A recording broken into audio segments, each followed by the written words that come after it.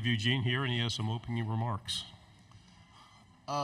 First and foremost, I want to just thank God for the opportunity to be up here on the stage.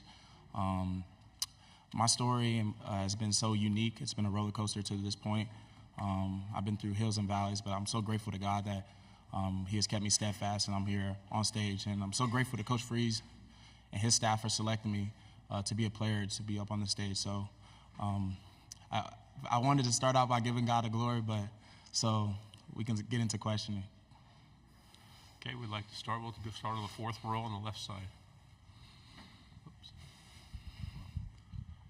Dan Peck, ESPN 106.7 in Auburn. You mentioned your story. You were near the bottom of the depth chart about a year and a half ago. You've worked your way into being one of the team's leaders. What's that like? What was the process like of working your way into the starting lineup and becoming the player you were last year? Yeah, it was just a process where I wanted to prove to my coaches that they can trust me to be out there on the field, and that really started with my day-to-day process and how I carried myself within my life. The coaches have to trust you. You're going to make the right decisions off the field in order to trust you on the field. So I wanted to be a person that is a reliable person in terms of preparation, in terms of everything I do into my day-to-day life. And then that football piece came in terms of understanding what I had to do on the field and going full force on the field, being somebody that was relentless in terms of his effort and the way he played the game. And I'm so grateful to Coach Freeze and the staff for giving me that opportunity when they did. And I'm going to continue to try to make them proud in all my endeavors. Fourth row, left side. Gavin Baxter, ESPN, the ticket out of Montgomery. Coach Freeze mentioned earlier that Jaron Thompson has kind of stepped into a leadership role within the defense. Could you talk about his impact since his arrival? Yeah, Jaron Thompson has been a great addition from Texas. He's certainly somebody that's an elite communicator in the back end. He gets the guys prepared in terms of what they have to do and communicating on different facets and plays. So he's certainly somebody that the guys lean on in terms of veteran leadership. He's done it at Texas, and he's bringing it to Auburn here. And he's certainly been a great guy in terms of just having somebody in a leadership role in that room. You know, losing Jalen Simpson, losing Zion Puckett, losing all the guys we did in the back end, he's certainly somebody that can step into that role and be a leader in that room. Right side, fifth row. Ryan Hennessy, NBC 13 in Birmingham. Everyone's talking this week about your stadium, Jordan-Hare, and how electric it is and tough it is to play. I see the smile on your face. What makes it so special? And you got 5 home games to start. That's got to be a positive but a negative. Can you talk on both of those? Yeah, I think it's such a great thing because the electric environment is created by our fan base. Our fans truly do pour into the athletes and overall want our athletes to go out there and be successful on the field and in their daily endeavors. So having that fan base, having fans that truly love Auburn, so going out there it's easy, such an easy thing playing in front of 88,000 because they truly believe and care about you as an individual. That culture, that rich fan base, that rich culture that is here at Auburn. Certainly we take pride in, and I'm continuing to try to make our fans proud in everything we do. On the aisle on the left. Hey, Eugene, Olivia Whitmire with WHNT up in Huntsville. One of our favorite parts of SEC Media Days is seeing you guys in your outfits dripped out to the nines, just perfect. Talk to me a little bit about your outfit, and do you think that you're the best dressed Auburn Tiger here today? Yeah, so my outfit is hailing from Ghana, West Africa, where my parents are from. I wanted to bring my culture into SEC Media Day and just let people know, a little bit about me and just see that side of me. So I think your other question was I the best? I think I'm the best dressed in general.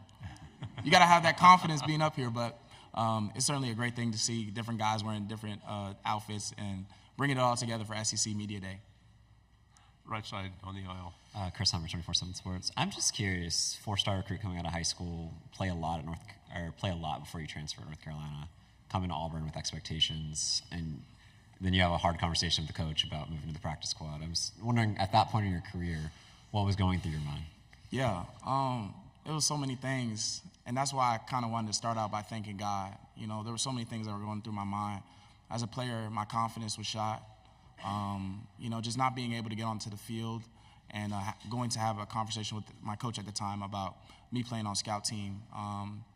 It was just so much. I remember wanting to call my coach. I actually called a coach on my previous staff at North Carolina. I was like, "Hey, man, coach, can I become a GA for you? do something in terms of football, because I don't know if this playing thing is going to work out for me.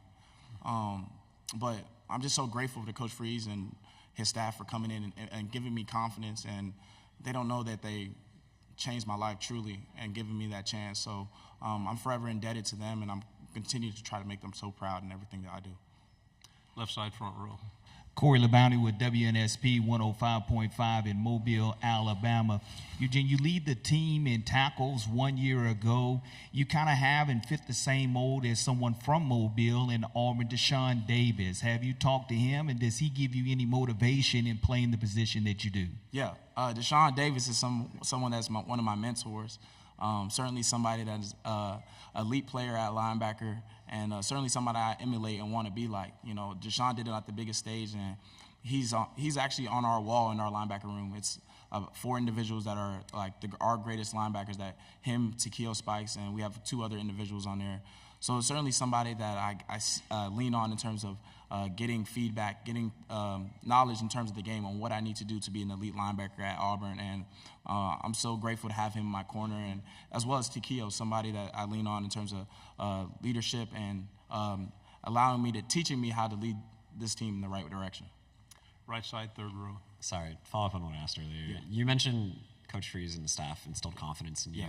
When do you remember that confidence starting to rush back, and what do you think that sparked that for you? Yeah, so I think it's the confidence really came back week 2 against Cal. I was playing week 1 against UMass last season, and they gave me an opportunity to start in that night game at Cal we had, and just coming into halftime at that game and to just seeing them say, Eugene, you guys are doing well, to continue to do what you're doing. And it just having them in my corner, just breathing life into us and telling us that we were doing a good job allowed me and propelled me to play that game the way I did. So, you know, I'm forever indebted to Coach Freeze, forever indebted to Coach Aldridge for helping me and getting me to this point. 2 final questions on the back row. Cam Coleman is a guy that people have been very excited to see. Kind of talk to me about what he brings to this team and to this offense. Yeah, Cam Coleman is a dynamic player. He's so dynamic in the way he plays the game in terms of high-pointing the football. He's certainly somebody that is fast in terms of taking off the top of the defense.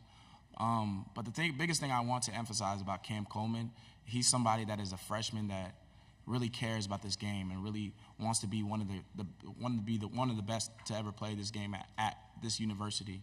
You know, I spend a lot of hours in the film room. I spend a lot of hours preparing my body. But Cam Coleman is one of the last guys to always leave the facility.